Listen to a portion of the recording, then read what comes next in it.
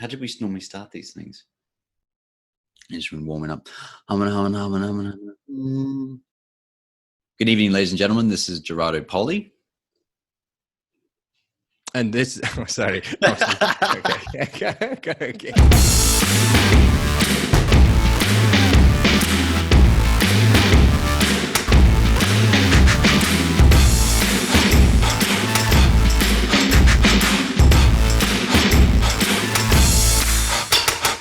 One of the best bits of advice I've ever received was to find good mentors and to learn from them.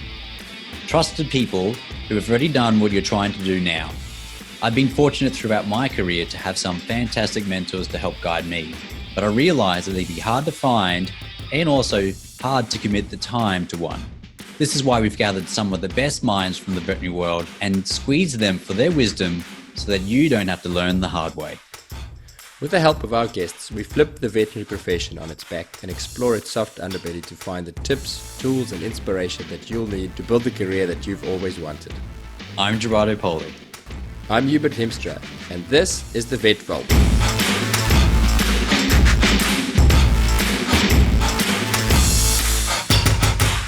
When Gerardo first suggested today's guest to me, I must admit that I was slightly skeptical. If our aim with this podcast is to pick the brains of successful people in the veterinary profession to see if they could share some of their acquired wisdom with us, then surely our guest will need years of experience.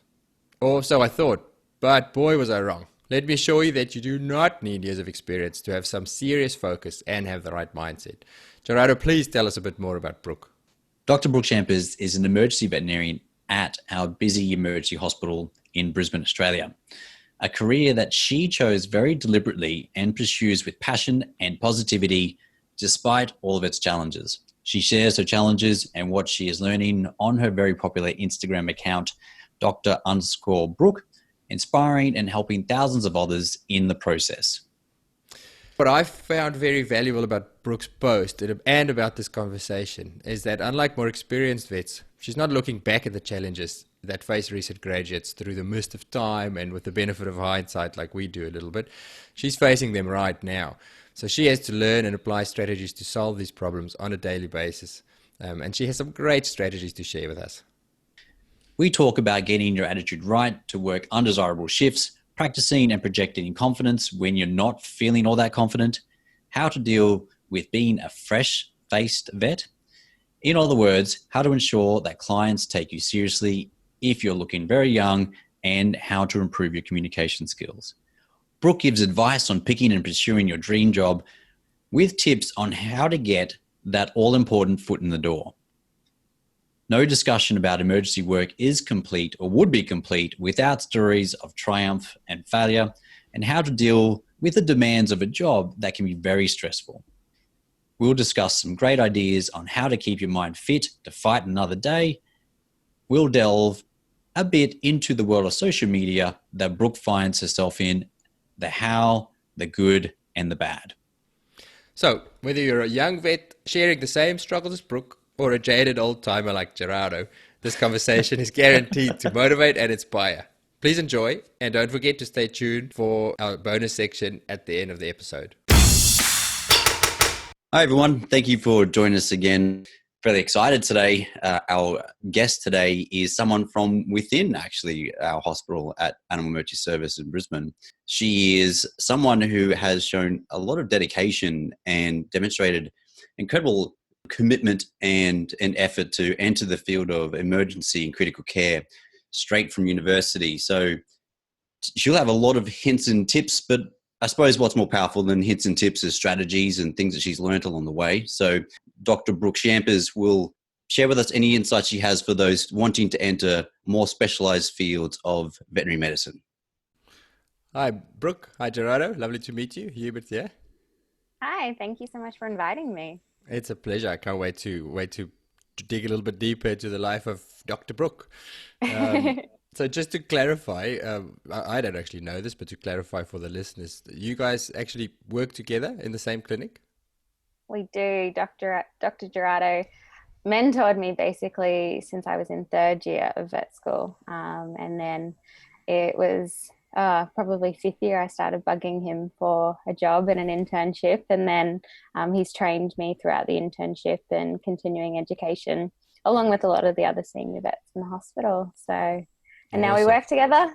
Yeah, Awesome. it's great. So just to clarify, Brooke, this is a safe space. You don't have to do what Gerardo says during this. In fact, there's hopefully there'll be thousands, if not millions, of people listening to this. So if you want to get a message out there, if you want somebody to come and rescue you, just blink twice, and and we'll send somebody. Are we gonna kill the audio, the video here, so the audience can't see my death stares when Brooke starts talking about a sensitive topic? I can't see if Brooke's blinking or just crying. I think it's just crying. Oh, cool. All good. So did you guys spend we're recording this episode just after New Year's, early in the New Year. So did you guys spend Christmas and New Year's together, working happily together? We spent Christmas and New Year's Day together. Yeah. I don't know if happily would be the word I would choose. Nah, it was great. It was great. Gerardo always brings a lot of comedic air to the stress of emergency life, I think. Yeah. It works quite well. Yeah. I do my best to entertain myself. To entertain yourself, and then everybody else laughs at you anyway. So yeah, that's true. It's a tough time, isn't it? It's tough So I work Christmas Day as well. I'm in our clinic. It can be mentally quite a challenging time when everybody else is having fun and you stuck at work. I don't know. Do you guys struggle with it? I don't. I think, when I think about what I would do on Christmas Day, what I do is work in the hospital. And the same with on New Year's Day, public holidays, I see myself working.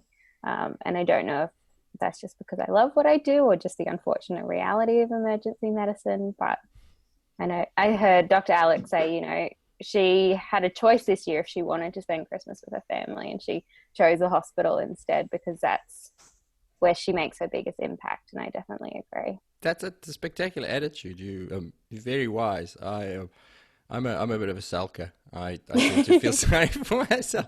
I have to work hard, and it actually has taken me a long time to get to the inside exactly what you just said, and what you learned from Alex is where, I suppose, reframing it for myself. This morning, Christmas morning, driving down to work, leaving the kids behind, going, oh, poor me, everybody else is having fun. And I actually had to consciously reframe it in my mind and go, look, when I started out studying to be a vet, I wanted to be a vet. I wanted to help. You want to be a hero sometimes, and there's no bigger opportunity than on a public holiday, especially Christmas, to do just that.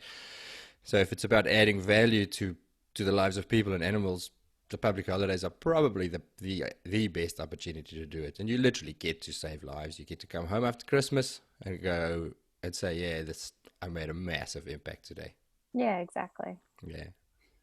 I think the key thing you said there, Hubert, was the reframe.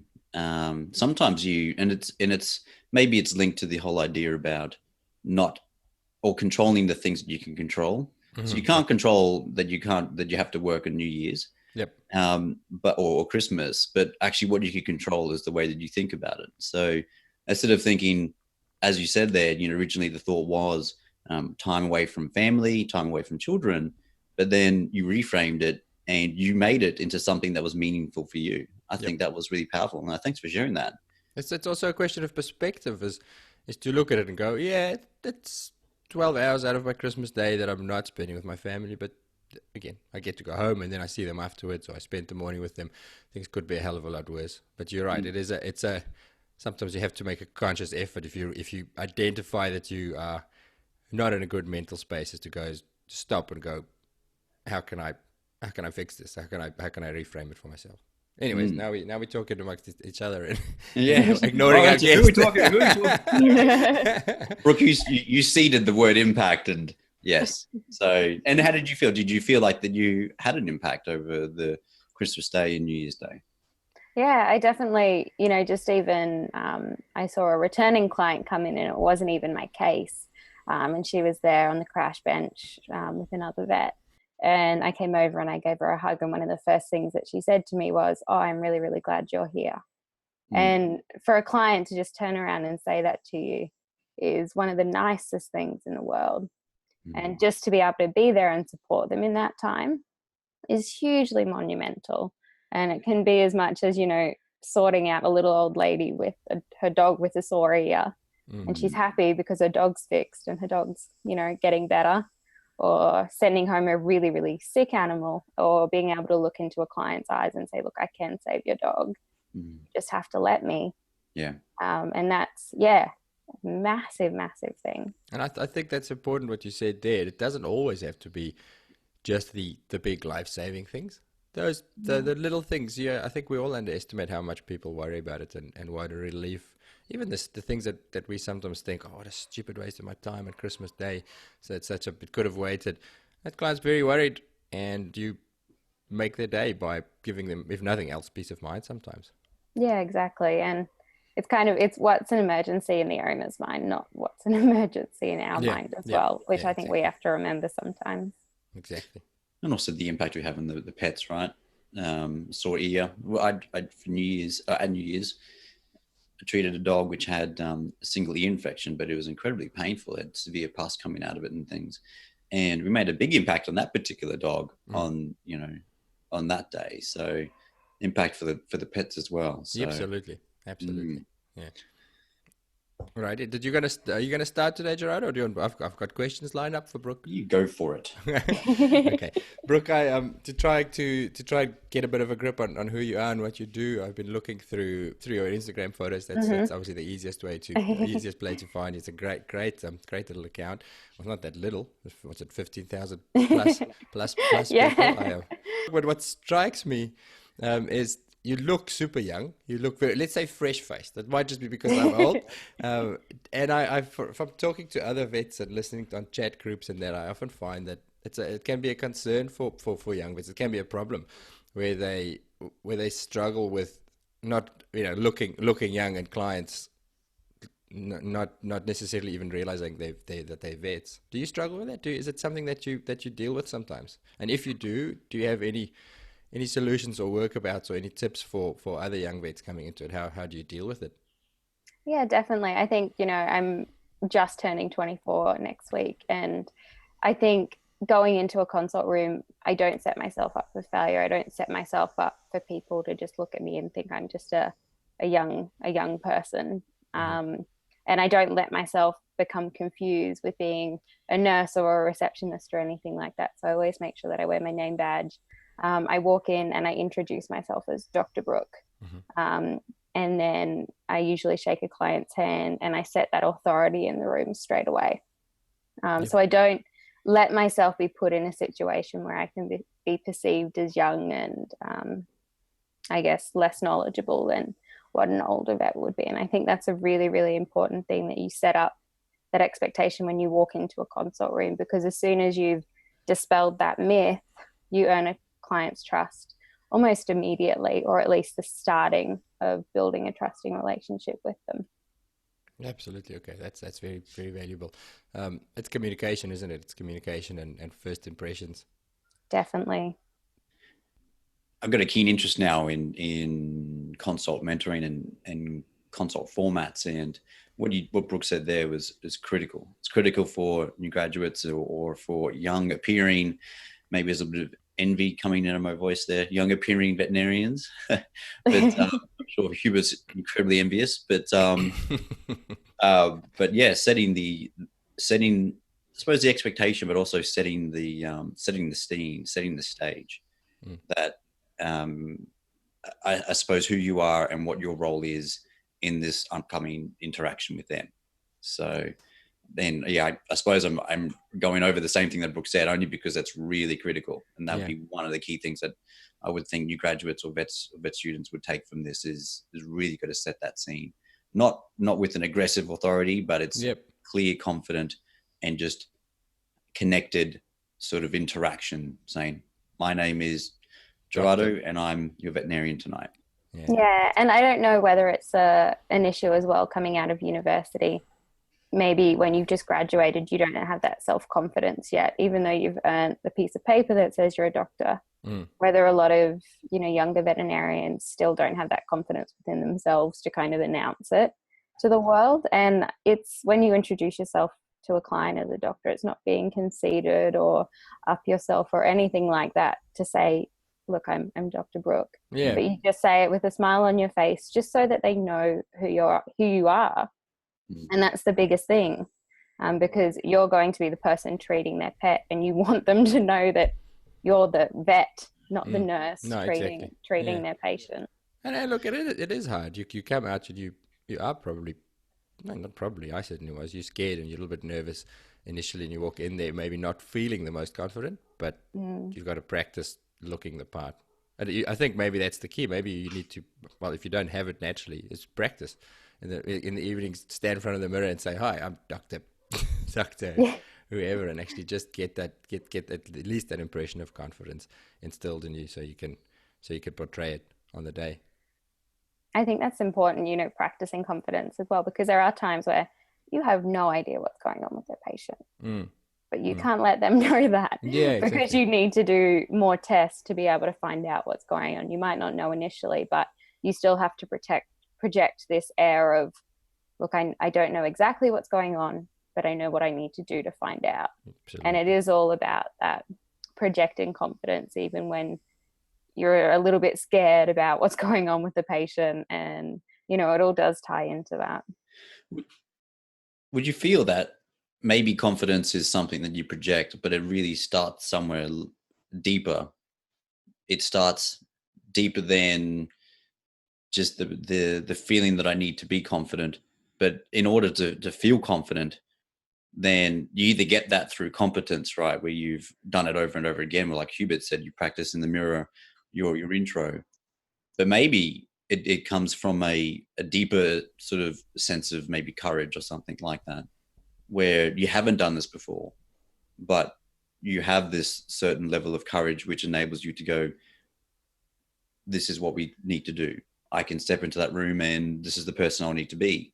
Or, have that courage to be honest and open about the situation with the client, so that they can see that you are there to help. I don't know. What's your thoughts on that? I think definitely, when I have a patient that comes in that's really critically ill and I don't know what's going on, but I know it's something bad, I'm very, very honest with the client, and I say, look, I'm incredibly worried about your pet. I don't know exactly what's going on, but I know this is what I do know. I know that he's in shock. I know that he's losing blood. We need to find out where he's losing blood. So this is what I need to do to find out that. And I think it's also about setting up a very, very clear, I guess, stepwise format. And you always know the stepwise format because that's what you've learned at uni. You've learned how to work up cases. So always revert back to the basics and what you do know. And as long as you show the client that you care, then that's the most important thing. Absolutely. I harp on about that quite a bit.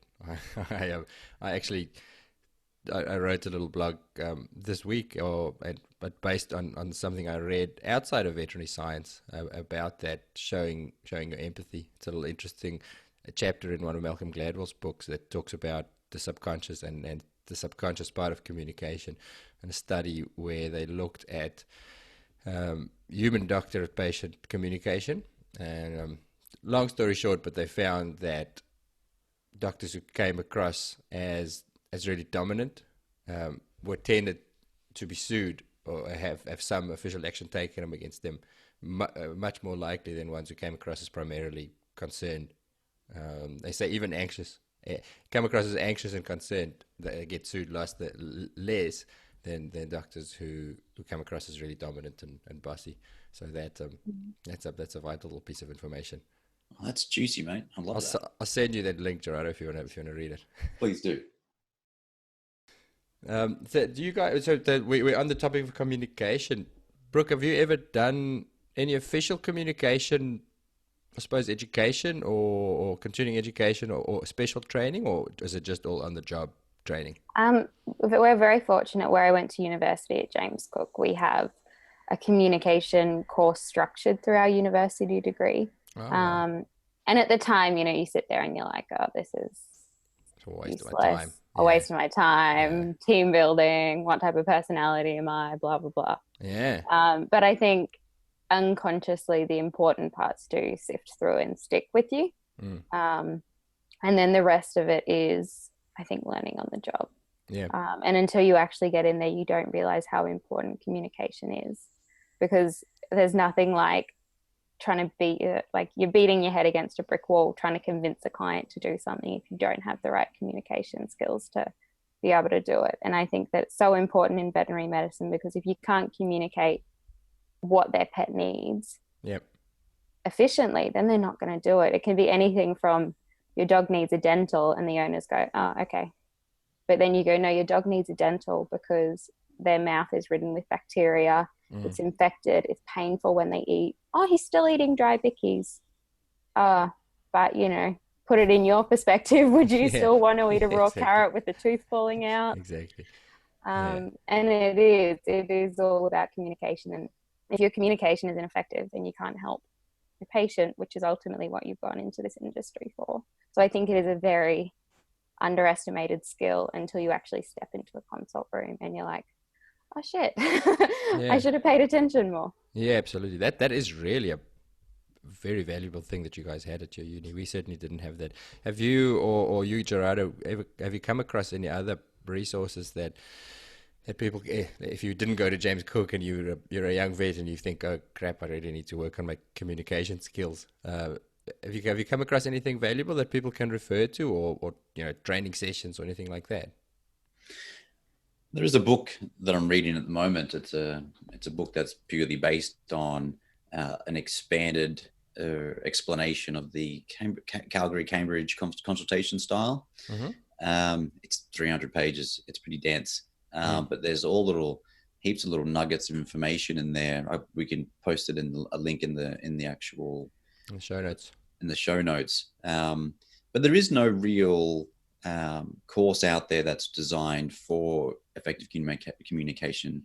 I'm registered to lots of different groups and things, and they come up every now and then. And I went to one just recently, which was fairly good. But I think they do need to be a lot more interactive. And it's one thing reading something, and it's another actually practicing it and being evaluated and getting feedback on your own work.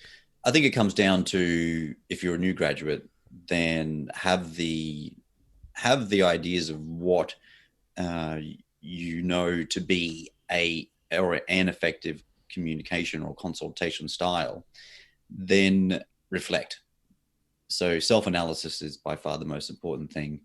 If you can record your consults with your phone or something with the permission of the client, then that's really valuable in terms of reviewing how you communicate in the consult room, and the areas where you feel that you're actually doing well, but whether or not you actually are doing well is a completely different thing in reality. So yeah, that's actually a great idea. It would be great if you could do that and then get somebody else who is good at it or that you respect to have a listen with. Brooke, you mentioned at the start bugging me for a job. I don't know whether that's a tip or not. Personally, I get bugged quite a lot. To be honest, at that stage, we actually never took on, or very rarely took on, a new graduate because of the learning curve that's associated with emergency critical care. So not only do you have to learn consultation skills just in general, but you have to do them with clients who are in a heightened emotional state. And also the disease process that we see are the advanced presentations of common diseases. So it's always good to have a common baseline and then see the advanced presentations of them first off, rather than actually just seeing the more critical aspects of these common diseases. So, and you said that you bugged me. Is that a gem of advice that you kind of seeded there, or what's your thoughts? I think it's very important to, during university, get prac experience in places that you see yourself working. And I know within like the first 20 minutes of doing work experience with AES, I was following Alex and I was like, this is what I want to do. I was like, I don't want to work anywhere else. I have spent time in general practice. It's not for me. I like looking at large animals. I like hugging them. I don't like working on them. And I was stuck in this like in between place of, well, I don't want to do general practice and I don't want to do large animals. And I was like, what else is there? And I think, you know, it's all about trying different experiences and finding that little niche that you really like and as soon as you find it, don't give up on it. You know, I had so many people tell me, you know, you probably shouldn't go into emergency. It's going to be too hard. You should do a year in general practice first. You know, it's going to be the biggest learning curve. Basically, it's too hard, it's too hard, it's too hard. And I think, you know, you have to listen to what you want and consider, you know, take on the advice of others as well when they give you, you know, when they're experienced and they're trying to give you advice about your career. But if you really want to do something, get experience and then connect with the directors of the company or the vet clinic and say, hey, look, can I come back? You know, even if it's for just a weekend, can I pop back in and say hi and help out around the place? And then you just keep doing it until you build up, you know, a professional and a personal connection with them as well. And and they get to know who you are. I think that's the biggest thing, because people are going to hire you for who you are, not what you know. And I think that's the biggest thing about trying to get into, you know, more advanced careers earlier on, because they need to know that you can handle it and they can't hire you off just knowing what you know. It's that important foot in the door. Absolutely. It's kind of like a job interview, but a really long one. And I think if you found a particular area of veterinary medicine you're interested in, and especially a place where you want to work in, then I think you should take it on, especially coming from an employer standpoint. You really need to take it on like as if every time you're there, you have to demonstrate what you're capable of. And essentially this is the longest job interview that you're ever going to have, because every time you rock up, you're going to make sure that you present yourself like as if you were in a job interview. But also at the same time, I think that if you're there, then you really should consider and think about the culture of the practice, the support structures that are there in order to try and assist you when you transition into that hospital. So it should be a job interview from both ways. Yeah.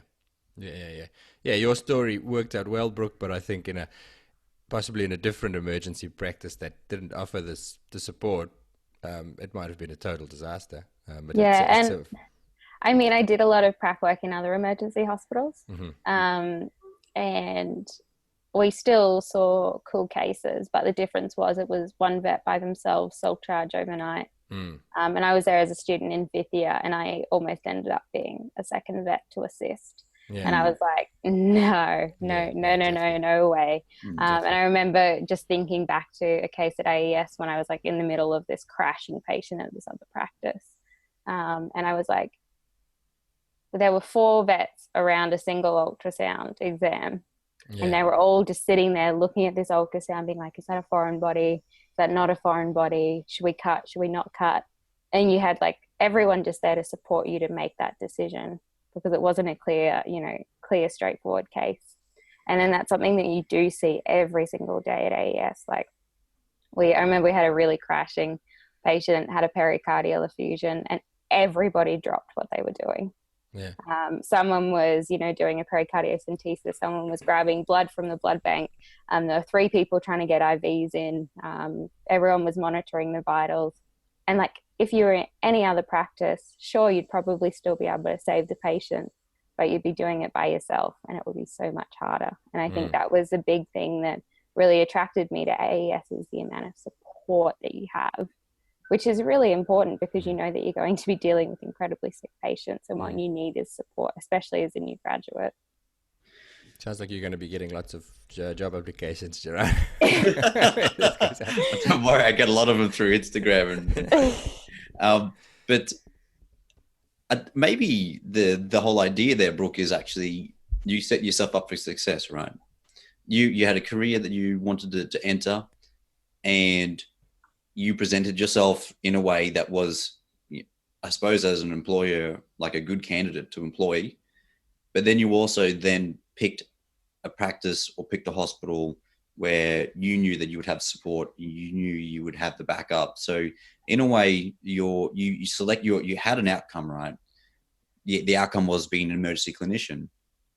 But in order to get there, you set yourself up for success by being the person you needed to be. So you set your own intentions, but also at the same time, you picked an environment which was conducive for that. Exactly. I think, working at AES definitely wasn't an accident and it definitely wasn't luck. It was very, very strategic, I think, planning early on. And as you said, setting yourself up for success is a big thing. There's something I'll add again from an employer's perspective. Um, I'm dealing with a new graduate to the new grad program at the moment, and she's job hunting. And I gave her advice the other day that I think people should keep in mind. She's looking for job ads. She was looking for clinics that are advertising for new vets. And I did say to her, certainly in my personal experience, sometimes I won't have an ad out for vets, but in the back of my mind, I'm thinking, I could probably do with somebody else. So it's worthwhile when you're out job hunting, to pick the clinics you really want to work at, even if they're not advertising, to contact them and say, look, ask them. I am looking, and then don't be disheartened if it's a no the first time. 6 months later, say again, hey, I'm still would love to work for you, even if it's just weekends, as you say. Just get that foot in the door. Bug them politely is probably not bad advice, because very often they just wouldn't have gotten. It's a big mission to advertise for vets and employ vets, and if one who's clearly enthusiastic and really wants to do what you do at your clinic, if they fall into your lap, it's very tempting as an employer to just say, yeah, okay, why not, come give it a try. Yeah, totally. Quite frequently we'll get emails of resumes coming through, and we will seriously consider those because they've taken the step themselves. Yep. They've shown the initiative to reach out. Yep. And then when they email again, it's kind of like, okay, I think that's a serious candidate. Yeah. As opposed to ones which wait for the application to go job in. Ad. Yeah. It's an expensive process, thousands of dollars to put an ad in the paper. And essentially what happens is you, as an employee, you kind of wait until you really need one, because you need to make sure that actually the money that you invest actually results in, like you actually fills the space that you actually need to fill. So, absolutely. Cool. Brooke, so clearly the appeal of your account is all the cool stuff that you get to see, all the cool things you get to work on, all the amazing cases. It is fun. Have you got any standout cases? Any great stories that you can think of? I know we had Gerardo and I had one this year. The dog's name was Wookie, and it was a dog attack, and it walked in at, I think, 9 p.m. It had a massive bulge in its side, and it was rushed straight out the back. Dog walked out, all its vitals were relatively stable. It was just incredibly sore and painful. I'd already admitted another 2 dog attacks by then, like prior to that evening. So I knew that I had, already 5 hours of surgery ahead of me.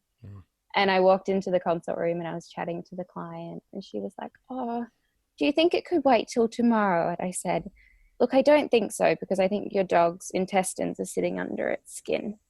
And she was like, "Oh, okay. Well, we better do surgery tonight then." And I was like, I think that's a great idea. And then it hit, and then we stabilized it. I did my other surgeries. We did the diagnostics on Wookie, and sure enough, we took an X-ray and you could see the intestines clear as day, just sitting there. Yeah. And I remember I texted Alex. It would have been like 2 a.m. and I was like, "Are you awake?" And she was like, "What do you need?" I was like, "I need help." I am now. I was like, "I need a lot of help." And she was like, "I'll send Gerardo in." Sorry, I like that. I like that. Alex, I need help. All right, I'll send Gerardo. And I just started the surgery by the time Gerardo walked in, and he walked into me like my hand in this dog's abdomen. And I remember I just said, fuck. Yeah. And I just kept saying it because I was looking at this abdominal hernia in this dog. Yep. And I was like, this is insane.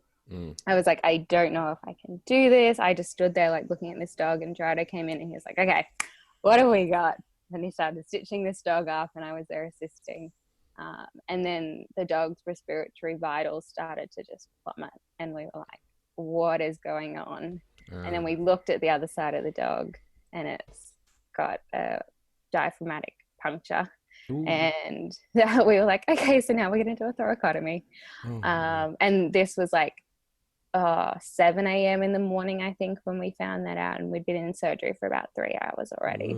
Jeez. And then at that stage, at the thoracotomy stage, I assisted with that, and then I tapped out to write all my discharge notes for all my other patients that I had in hospital. Because, you know, you've got one critical patient, but I had 6 or 7 other admitted. So I tapped out of surgery then, and Gerardo completed the rest of the surgery for me. And just, we were so sure that this dog would go into SIRS, like with the amount of puncture wounds and trauma that it had. And we were all just sitting there like waiting for her to crash and burn because I was so scared for her. But no, 6 hours after surgery, she was up and walking. She went home 3 days later and just did not look back. And she was the toughest dog I've ever met. But it was also probably the most draining experience that I had. And I think it took me nearly a month to like emotionally recuperate after that. Because when you put your heart and soul into a single patient, it's exhausting. But like the owners gave me hugs and they thanked me for saving their dog's life. And, you know, like that's what you do in emergency, and that's what you live for. And that's brilliant, isn't it? Has to be one of my standout cases for the year. Yeah. That's brilliant. Wookie was a pretty tricky patient. And I remember walking in there, and there are times as a senior veterinarian, as a mentor, where you really have to draw the line and you go, no, look, you can handle this. Look, you can handle this. And then when I walked in there and saw that, I was like, holy shit. I'll need your help with this one. That was a team effort. Yeah, there's no way that it was very clear very quickly that like there's nothing that you know, not even like myself could do that. It was literally a big tear, which went from, it incorporated half of the diaphragm, pulled off its epaxial muscles, and it literally tore off the muscles of the back all the way down past the kidney, tore off the muscles of the spine. So that was horrendous, actually. Wow. Actually, you should put the highlights in your Instagram, so any listeners who want to look at the highlights can look at your Instagram and your highlights, and Wookie will be there. Yeah. Yeah, absolutely. But I think, you know, another important thing that I learned from Wookie's case was when you get into a tough situation and you're in a clinic that you have support, you draw the line as a first year, and you're like, I need help with this.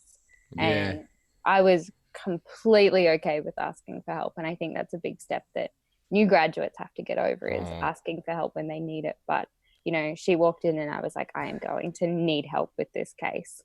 Not just new graduates. If I was in that case, I'd want help, and I've been doing it for 17 years.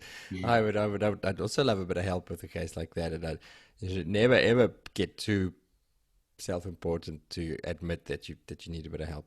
Exactly. And I think, you know, it's always, you only disadvantage yourself and your patient when it's a complicated case and you don't ask for help.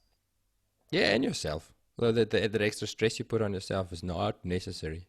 Just get some help if you can get it. Now, you said something else important there, or something else that I'm curious about. You said it took you a month to recover. What do you do to recover? So you've got a stressful job, like all vets. It's not just emergency. Have you got specific strategies and plans to keep that balance, to keep your mental health intact? I do go to the gym a lot. One, I eat a lot of chocolate on shifts, so I've got to do something to offset that. Yeah. But two, I find it a really good mental reset. You know, I try to get to the gym between shifts, so I have a sleep, I wake up, I reset, and then I go back to work. I think that's a big thing. Also, making the effort to catch up with friends. When you're doing shift work, it's very easy to just get into this sleep pattern. You sit at home in the dark, you watch Netflix, you don't move. Yep. And I think, you know, making the effort to have personal connections with people and say, hey, can we just catch up for a movie or a glass of wine or something like that, was a huge help. Yep. And I think the other the other thing was I had to have a huge like mind shift as well after Wookie's case, because I was like, I had to call in for help, and I was like, I'm glad I did. That was awesome. That was the best thing I could have done. But it was also a little bit of a confidence hit, and I had to really change my mental self-talk. And every other case I walked into, I was like, no, I can do this. And I think that's a big thing when you ever come across an emotionally tough case. When you go back into work the next day, the big thing is to tell yourself, no, I can do this. What I bring to the table, what I bring to my patients is incredibly valuable. I get to be here. This is my life, and I appreciate it. And sometimes you do have to remind yourself of that, particularly when you lose a patient as well. I was about to say, at least Wookie was lucky. That could have gone the other way quite easily, and that's much harder to deal with. Yeah, exactly. And I think, just keeping in mind how you're talking to yourself mentally was a huge thing. And it was just something that I was really focused on afterwards, of just always talking to myself positively, particularly when I was facing another tough case, and just being like, no, just work through it. You've got it. You can do this. So is that an inherent skill, or did you learn that, or are you like, where do you develop that mindset from? How did you develop it? Are you lucky that were you born with it, or? I think I've always been a relatively positive person anyway, but it probably wasn't until 5th year that I actually realized the importance of mindset. In all my previous exams, I would go into it thinking, oh, I hope I don't fail. I'd lie in bed awake before exam time going, oh, I think I'm going to fail this. I don't know enough, blah, blah, blah. Yeah. But then in 5th year, I changed it to, I do know this. I put in the work. I've studied for hours. There's nothing more that I could have done. And I've just got to go in there and do my best. And my best will be good enough. And I slept. Yep. I had a great sleep before my exam. There was no of that anxiety, insomnia that I was dealing with before. And it wasn't until then that I actually realized how important it is. Because then if you walk into an exam saying, I've got this, I can do it, I just have to work through the questions slowly.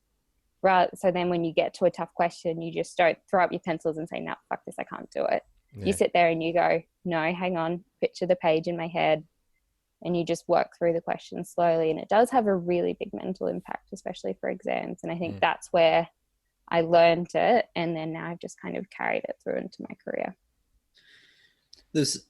You mentioned there are a couple of things where you thought about, like, you get to be here, and, this is where I can have my impact and things. And the theme there, like, is around reframing, I believe, or at least it sounds that way. It's a really powerful thing that one of the performance coaches that I follow, called Brendon Burchard, talks about. And it's an amazing little tool, but it can help just flick the switch in your head, especially in situations like Wookie, where you're like, holy shit, this is so not cool. And he calls it, what a gift. And what happens is, if you're in an adverse situation, stressful situation, somewhere you don't know, like, you don't want to be here, you don't know if you have the capabilities, you don't know if you have the capacity, what you say to yourself in your head is, you say, what a gift. And what happens then is, then you start to actually think about what this situation could provide you in terms of your personal growth. What a gift I have to be able to be here to help save Wookie, so we can get Wookie back together with the owners. What a gift that I get to be able to see a severe intestinal hernia, diaphragmatic repair, and thoracotomy. Like, what a gift that I get to be in the situation where I have a team that supports me, and so forth. Like, reframing it around even just the trigger, and it's essentially a trigger, and the trigger is what a gift. And any adverse situation means, when you use that in any adverse situation, what happens is you then start to see the positive aspects of it. You start to roll in things like gratitude. I'm grateful for this. And then also it starts to progress and add value to yourself and your personal growth moving forward. So when you said that, when you talked about it before, about where you have your impact, when you walk into a hospital, you get to be here. It kind of triggered that thought for me in my head that it's similar in a sense to the concept of a trigger called what a gift. That's a skill. I think it's a skill that takes practice as well. It takes, I think, for many people, definitely myself included, it's something you have to realize first. Somebody has to tell you, or you have to get it into your head and then practice it. Have you got any? Are there any resources or any books or anything that you can recommend to people if they need to work on this mind shift? Either you yourself, Gerardo, or you, Brooke, if you come across anything interesting. I don't really have any resources. I guess it's just a thing that I picked up or realized within myself. But then also as well, Gerardo came back one day after one of his conferences and he was like, "Oh my God, I love this thing, blah, blah, blah, blah, blah." And he pretty much just said the same thing that he just said to me. And I was like, hey, that is actually so important. And it is something that he does talk to a lot of vet students about as well. So I guess sometimes I listen to what he says. But yeah, we could put some links to some links or suggested books that'd be worth reading. A big one is Mindset by Carol Dweck, and then the other one is High Performance Habits by Brendon Burchard. Two books that I think have really seeded some key concepts in my head around taking control and responsibility, but also the reframing the way you view things. Yeah, the other one that's on the same sort of topic is The Obstacle is the Way by Ryan Holiday. That also talks about as you say, seeing those challenges trying to see them in a much more positive light. So there's a lot out there on this. For me, it was definitely from reading that I really started thinking about this and started making a more conscious effort to change your own mind about things. I think we covered a heap of stuff. So what's your thoughts here? Hubes, do you want to... I'm not going to call you Hubes. That sounds like Hubes. Most people do that. I don't mind. I just made that up. You just made that up and it eventually gets there. Did people actually call you Hubes? It goes much further than that. I won't tell you where that leads to. Brooke, I was going to ask you about, again, I think most of our audience will be students and younger vets. So you seem like you're coping pretty well. You seem like you'll be okay. What about some of your friends and people who went through uni with you? What do you think are the greatest challenges that vets of your generation struggle with these days? I think one of the biggest things, particularly that I've seen with a lot of my friends in practice, is that they go into a practice without a lot of support. And that's when you start, doing 5 nights a week on call by yourself. And you show up to work the next day and your boss is out half the day. So then you've got a room full of clients all to yourself as well. And I think that's a struggle that a lot of vets face when they graduate, because they feel like they just have to take the first job that comes to them because they might not get another job, and it's that fear. So I think the biggest thing would be, when you don't have to take the first job that you get offered, you're worth a lot more than that. You're worth a lot more than the first thing that falls into your lap. And you deserve the support when you graduate. You might not think that you need it, but you will get a time and you will have a case that comes your way, and you'll be like, I really wish I had that support. So I think that's one of the biggest things. I think the other issue that I guess vets in general face is dealing with costs and online reviews and trying to not let online reviews affect you, which is a very, very difficult thing. It is. I had a review written directly and personally about me a few weeks ago, from a disgruntled client who was just very, very aggressive in consult in general. So I wasn't even surprised when I saw it, but he targeted me directly, said I was only in it for the fame and for the Instagram, which actually almost scared me because it meant that he looked through my social media.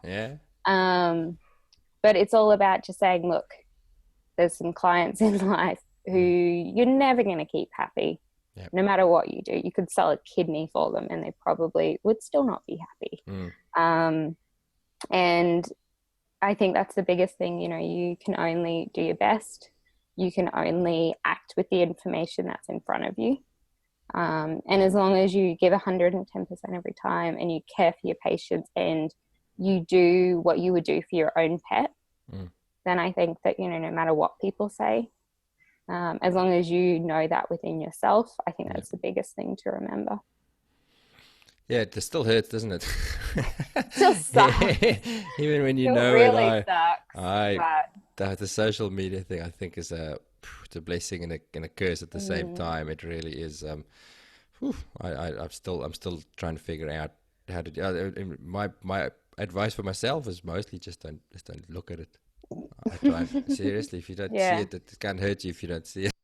Yeah, that's true too. And I think, you know, the biggest thing is if you know that you did everything you could for the case, then that's your best defense. Yeah, exactly. Gerardo, what are your guys' policies? How do you guys deal with it? Client complaints and client feedback are, I've kind of reframed them in my head. They hurt when you read them. Yeah. But then you got to make that quick transition to what can I learn? What can I learn about others? So what can I learn about myself? What can I learn about others? And what strategies can I create in the future? Yeah. So sometimes there's nothing you can do to have prevented the situation. Yep. It's just that, you know, a constellation of random and rare events which resulted in the situation of just pure anarchy or whatever. But sometimes there are things where it's like, actually, you know what, I didn't introduce myself as clearly as I thought I would, as I thought I did, or I could have called that client earlier or something like that. So sometimes there are little things that you could do which you can add in or change or shape a little bit the way that you do, you know, your strategies moving forward. So I always try to reframe them and ask, you know, the questions like, okay, so what can I learn about myself? What have I learned about others?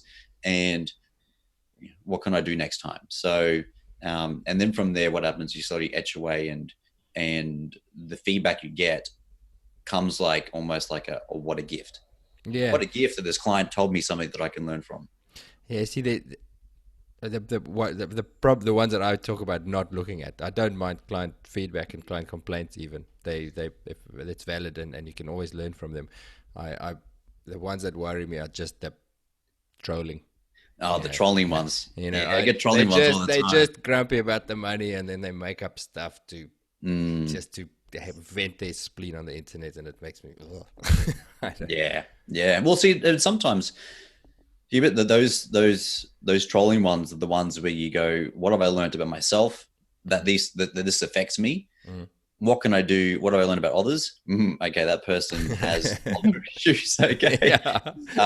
What I can learn about strategy? The strategy may be that actually I need to desensitize myself to these ones. So, but yeah, sometimes there's nothing you can do. Yep. So, and sometimes you just have to laugh and just laugh it off. That's valuable.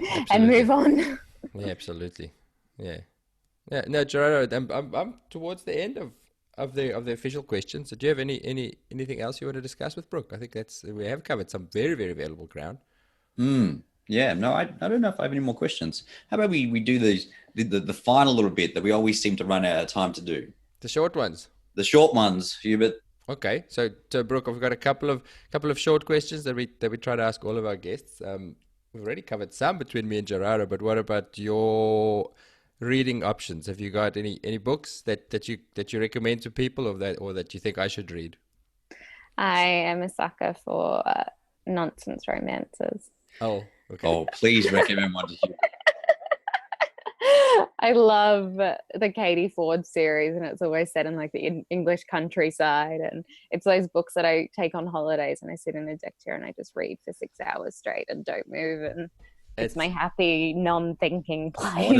I want to see a photo of you, Hubert, reading Katie Ford romance novel. Yes.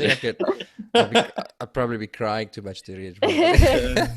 That's cool. I love it. That's beautiful. Excellent. I think it's actually very valuable to read just fun books. I tend to get stuck into serious books that are actually sometimes you should read just to relax, just to get out. I can't read serious books. I read to not think about everything else that's going on. Do you have any advice? Brooke, you've been incredibly successful on Instagram, building a following there and sharing. I'm sure there are some listeners out there who would like to have or do similar things to what you're doing. What could be 3 things that you could offer them? I would say, the first one would be to be genuine, and share the highs and the lows, and just be honest about what's going on. You get so sick of seeing this very, very glossy social media life and everything's perfect. But I remember when I was talking about Wookie's case, I was like nearly crying in my story when I was talking about it.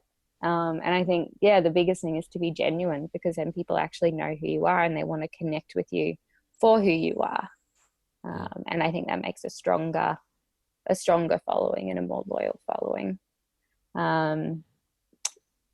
The other thing would be, I guess, collaborate with other successful people. I know that Alex and you have both been very, very integral in my success on social media, and supported me through it. And I really, really appreciate that. So whether that's, doing product giveaways or shout outs to your favorite Instagram accounts, and just making a community for yourself online as well that you can connect with, because you're stronger as a community. And I think the third thing would be listen to what your followers do want. I know that, my educational posts do get a higher amount of interactions, and so does my post targeted towards students in stress and studying. Okay. So I do pay very, very close attention to what gets the most amount of interactions, and I do gauge that. That's really important. That's really good. I think if I could add one more, because I only offered you 3 there, I gave you the opportunity for 3, but I'm sure if I gave you a 4th one, it'd be consistency. It would be. I think, you would notice when you look at my Instagram grid, all my photos are me in scrubs in the hospital. Or if you look at Alex's, it's fitness, dogs, and hospital work. And it is all about consistency. So people, when they look at your Instagram, they know what they're getting. Okay, cool. What's the why behind your Instagram account? Why? I can imagine it must take quite a bit of time and kind of a lot of emotional involvement. What inspired you to start it? I initially started it after my first boyfriend broke up with me, and I wanted something else to do. So I started it back in, I think, 2nd year or 3rd year of uni. Okay. And it was just, sharing stuff about study and university and things like that. Yeah. But when I first, started work at AES, I actually wanted to share, the highs and lows of new graduate life, because I realized very, very quickly it was a lot harder than I thought it would be. Yeah. It's a lot more stressful, and there's a lot of things that I learned very quickly that I wish other people knew as well. Like simple things like you don't give plasma to low protein patients because it doesn't do much to increase their total protein. Yeah. And just little things like that, little nuggets of veterinary wisdom that I wished other people knew, because I wished I knew it sooner as well. Yeah, okay. And just helping explain, complicated topics like Addison's and endocrine diseases that you would learn at uni and you're like, nah, straight over my head, I don't get it. So I wanted to be able to put clinical topics into a practical situation and show them a case study and explain the reasoning behind it and things like that. And also show the cool things that I get to do every day, because I love emergency and I want other people to love emergency. That's brilliant. Gerardo, should we wrap it up? One last question, or have you got anything else? Oh, no. The one question. So you go. The one question. The one question. Brooke, you're at a talk, so you get invited to a congress of new graduates around the world, and you've got pretty much all the new grads in the world in one hall, and you have a couple of minutes to give them one message. What is your message? I think the biggest thing would be, don't be so hard on yourself. You graduate and you think you know everything, and you very quickly learn that you don't know everything. You actually know very, very little. But the big thing would be to celebrate the cases that you do succeed in, and celebrate, all the little wins, even if it's a really shitty day and you place a catheter in a tiny puppy. Celebrate that. And then, on the really, really tough cases, just remind yourself that you did the best you can, and look back and say, maybe I would have done this or this differently. And if you do something wrong, learn from it, because you owe your patient that much, and you owe your next patient that much. But then at the same time, actually enjoy what you get to do every day, and seize that moment. If there's a cute puppy out the back, stop and hug it. We get so caught up with going from consult to consult and typing up our medical records. And you will always find me in a cage with a dog. Yeah. One of my managers said, I think you need to be more productive at work. And I was like, and I did become more productive, but I still didn't sacrifice that time to sit with patients, and because that's what you're in the job for. So I think, you just need to remind yourself why you do it. Couldn't agree more. I think that's a great place to wrap it up. Yes, awesome. Thank you so much for your time, Brooke. Gerardo? Yeah, exactly. I was about to say exactly what you said. Okay, Gerard. So thank you very much, Brooke. And for anyone who doesn't follow Brooke on Instagram, her name is Dr_Brooke, Brooke. So there's heaps of stories from our hospital, heaps of helpful strategies to cope with being a student and being a new grad, lots of advice, and just amazing content. That's great. So have a look there. There's also be highlights regarding our Wookiee case. So you'll be able to see kind of what happened there. And overall, thank you very much, Brooke, for joining us and sharing a lot of things that helped you succeed and progress down the career pathway that you have, and are doing so well in. So thank you. Thanks for having me. We'll see you next time.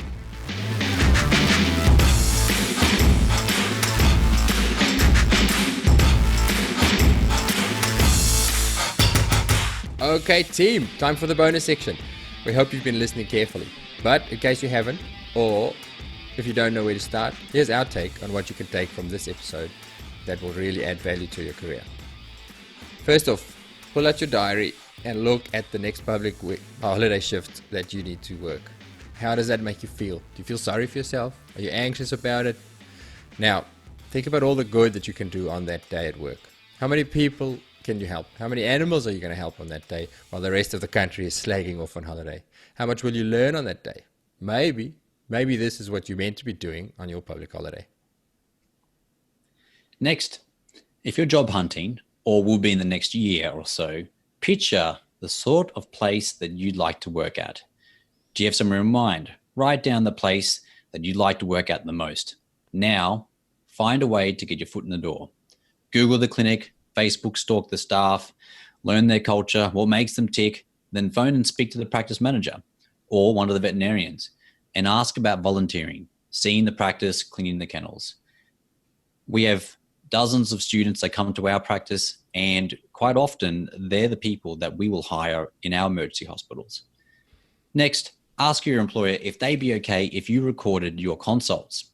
Record a few every day on your own phone and listen back to yourself. It may sound weird at the start, hearing your own voice, but soon you get used to it. But there's so much value to be had there. So get someone whose opinion you respect to have a listen to and get them to give you some feedback. Did you introduce yourself properly? Did you sound confident? What can you improve upon?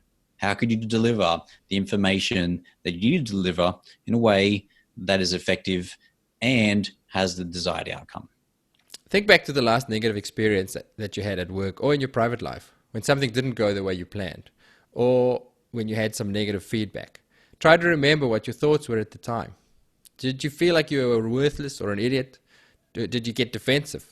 Or did you feel like life was unfair and that you were the innocent victim? Now, try to reframe that situation. Think back to that day. What did you learn from it? What about that situation can you be grateful for? What can you do next time to prevent a similar situation? Or, if you couldn't have prevented it, how will you think differently about it next time? Now, next time that you're at work, pick an animal to be your cuddle victim for the day. When you feel flustered, stressed, angry, tired, go to that animal, take it out the cage, and cuddle it for 2 minutes. It'll change your day. Alright, we'll stop bothering you now. You've got your hands full with this week's homework. So get off your phone and get out there and start building your dream career. Remember, it's not going to happen by itself. Get your mindset right, set your focus, and take action. We'll see you back here next week.